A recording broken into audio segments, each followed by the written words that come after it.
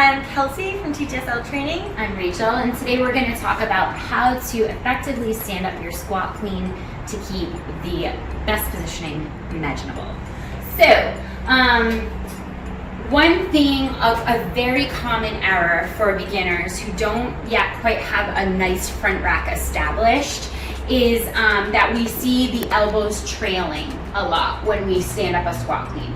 So let's first just talk about what a good front rack looks like. Okay, so you can see in the front rack position here that we have a vertical, what's this thingy called? Strong.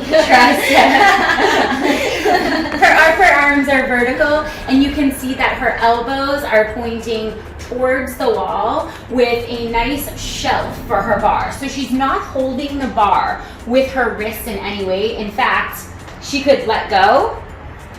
And this is actually what's holding onto the bar. You create a shelf with your shoulders that the bar can sit on.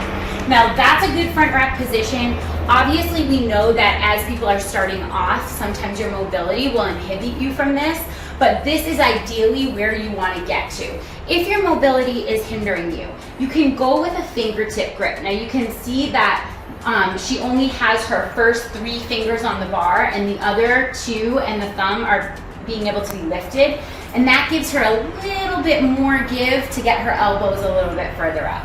So don't worry, you will get to this. It's just sometimes it can take some time. Now, when we're talking about standing up a squat clean, get in the bottom of a squat. Okay, so now when we stand up a squat clean, one of the common mistakes that we see with beginners is, I'll come around this way, is what we call the stripper butt. So let's show a stripper butt. Oh, girl! Work it, girl! So now what you are having happen there is the glutes the hips are rising before the rest of the body, which is creating a position where her elbows are trailing down, and she is basically like staring at the floor. Now, with an empty barbell, you can do that, but when you get some weight on there and it's heavy, what's going to happen is you're going to dump the weight forward and you're going to fail the lift. So instead of that, stand on the bottom of the squat.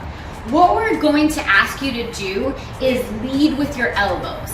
So if she got into the bottom of a heavy clean and I said, elbows, elbows, elbows, elbows, she's going to reach with her elbows to try to remind herself that the hips, shoulders rise together rather than one and then the other, right? So let's just show it one more time.